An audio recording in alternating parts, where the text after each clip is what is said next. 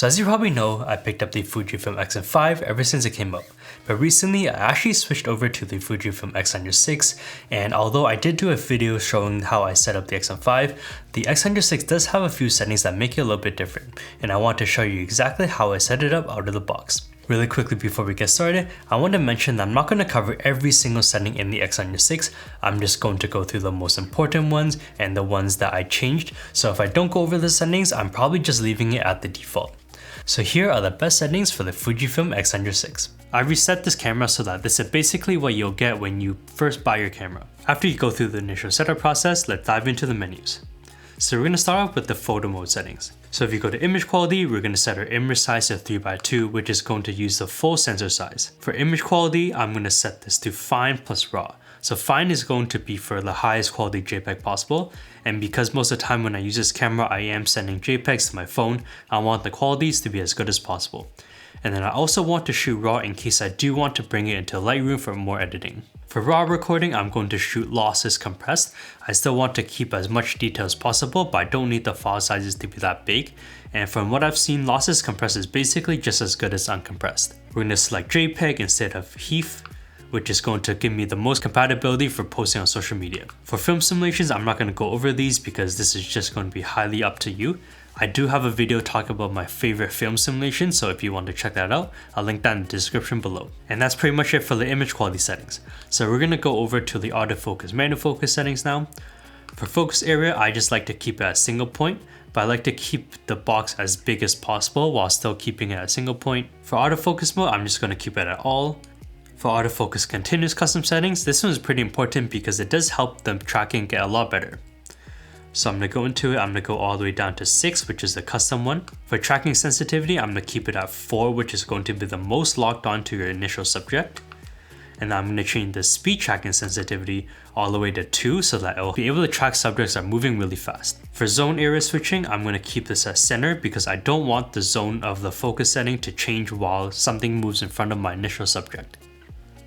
I'm going to turn on the autofocus point display, and I want to turn on face detection setting.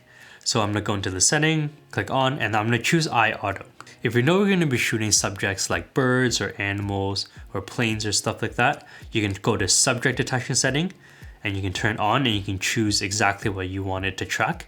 But most of the time I keep this off because if you enable that, it does turn off the face or eye detection setting. And most of the time I am shooting people, so I'm going to choose face detection on and then Eye Auto and just leave it at that most of the time. For touchscreen mode, I really don't like using the touchscreen. I prefer to just use all of the buttons and dials on the camera, so I'm going to change touchscreen mode to off. For shutter type, I am shooting mechanical shutter. At some point, I was shooting electronic shutter because that does help keep the shutter count low in case you ever want to resell the camera and just help save the life of the shutter of the camera. But electronic shutter does have the same issues as rolling shutter in video, where if you're shooting something really fast or if you're panning your camera really fast, you will get warping. So I'm just leaving it at mechanical shutter for now. And that's it for shooting settings. Next we'll move to video settings. So to go to video settings, you can press the drive button, and if you go to the last setting, that changes it to the movie mode. For the movie settings, you can go to movie setting list, which will have a list of all your most important settings, but I'll just go through the menus which will still change these settings. So for movie mode, we're going to choose 6.2K, 16:9, so that's going to give me the highest resolution possible. And most of the time I am shooting social media, so I'm going to do 29.97 frames per second. For media record settings, I am shooting it to SD card. I'm very rarely doing external recording to HDMI, so I'm going to choose SD. We're going to do H.265/422 MOV, which is going to give me the highest quality possible. And we're going to set our bitrate to 200 megabits per second. For HDMI output setting, if you're going to do any recording to HDMI output, this is where you can change it. For F-Log or HLG recording, currently I've been playing around with just not shooting log and shooting with the film simulations built into the video. So I'm just going to choose the first setting, but if you want to shoot F-Log, then I would recommend shooting F-Log 2, which would be the third setting here. For image stabilization mode, I am just leaving it on IBIS, and I'm not turning on image stabilization mode boost. For tally lights, I am changing it so that both the front and the rear will have the lights, so I'm choosing the third setting. If you want to change your custom settings for film simulations, this is where you would change it. And ND filter, you can turn it on because the X100VI does have built-in ND filters, but I'll set a custom button for this later. For image quality settings, I'm not going to go through the film simulations, but this is where you would change it. For the autofocus settings, I'm going to go to autofocus custom settings, and this is where you're going to change the tracking sensitivity, and I like to keep it at the most locked on. And the autofocus speed, I like to move it pretty much as fast as possible, so I'm going to set it at number 4.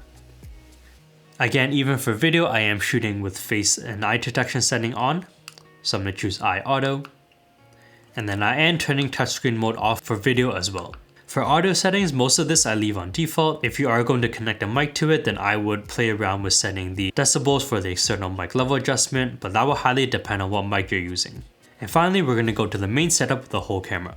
So we'll start up with user settings. This is just going to be a lot of your general settings, so this is where you would format your cards, set your time and date. If you want to add any settings to your My Menu settings, this just lets you add items and it will show up here on the bottom, which is where it says MY. And that will just give you quick access to settings that you use a lot. For sound settings, I like to turn on record start and stop volume so that when I start and stop recording, I can hear an audible beep. For mechanical shutter volume, right now I'm setting it at the highest volume possible and setting it to mechanical shutter sound number 1. You can play around with the different sounds and see which one you prefer. For the screen settings, this whole first page I just leave on default, and I'll come all the way down to F-Log View Assist. So if I am shooting F-Log, I prefer to keep this on so that I can see what it looks like when it's converted to Rec 709. Now, one of the most important settings is display custom settings, and this will actually change what shows up on your screen.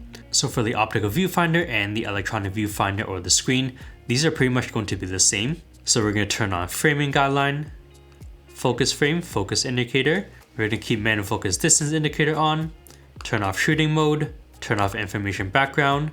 I like to keep exposure compensation as a digit instead of a scale. Turn off focus mode, photometry, shutter type. I'll turn on flash indicator, turn off dual image stabilization mode, touchscreen mode, keep white balance, film simulation, dynamic range on, turn off boost mode, keep frames remaining on, turn off image size quality, pretty much turn off most of the settings on this page, except for the no storage media warning, which I will keep on, turn off date and time, and then keep battery level on. And that's pretty much what I'm going to do for the OVF as well. Now, button and dial setting is one of the most important ones because that lets you customize all the little buttons on your camera. So for focus lever setting, I'm going to change it so that when I push onto the joystick right here, it resets it to center. And then when I tilt it, I want to make it so that's direct autofocus point selection. So now when I move the joystick, it will directly move the focus point. And then when I press onto the joystick, it will jump it back to the center. For function setting, I'm going to change number 1 to select custom setting. And this will let me cycle through any custom film simulation settings I have. For FN2, which is this button right here when you press into it, I'm going to change this to ND filter. So when I press it, it's going to turn on and off the ND filter.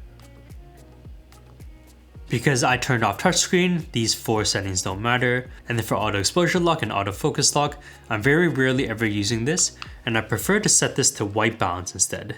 Because white balance is actually something that I change a lot, and it is one of the things that affects a film simulation look the most. So setting it to white balance and letting me quickly change what I want my white balance to be with this button is very useful for me. And then finally for selector, if you hold this lever right here, you can change another setting. And for this, I actually set it to flash. So now when you hold on to this, the settings for the built-in flash appear, and then you can use this weird dial here to cycle between TTL or manually adjusting the flash power. And this is pretty useful because sometimes I am using flash, especially in darker scenarios, and I want to get that kind of retro look. It is very nice to just have a built-in flash, so that's where I set that custom button to. And that's pretty much it for button and dial settings. For power management, I leave auto power off on 2 minutes. For performance, I do like to keep it on boost. The battery life on these is really good in my opinion, and I just prefer to have an extra low performance, and it basically doesn't change the battery life too much for me. For the EVF for LCD boost setting, I like to keep it on frame rate priority so that I get the highest frame rate possible. And the auto power off temperature, I leave this on high. This is very useful when you're doing long clips of video, and it just helps prevent your camera from turning off due to overheating. After changing all of that, there are a few ways that I like to control exposure in the camera. So if you prefer using all the buttons here, again, you can change your shutter speed with this dial here. You can lift it and that will change your ISO. And the aperture you can change with the ring. Sometimes I am shooting auto, so I'll change the dial to A. I will lift up the dial and change the ISO to A as well. And then change the aperture as well, all the way to A. And then to control your exposure compensation, you can either use this dial right here, and you can change it to whatever you want, or you can set it to C, and then you can use this front dial right here, and that will control your exposure compensation. If you prefer to use these dials to change your settings, you can change your shutter speed over to T, which will let you use this rear dial to control your shutter speed. You can lift up the dial and change it to C, and that will let you use this front dial to change your ISO. And if you press into this front dial right here, you can change your exposure compensation. And that's it. That's how I set up my Fujifilm X100VI out of the box. If this video is helpful, remember to give it a like, subscribe to see more photo video content, and I'll see you in the next video. Peace.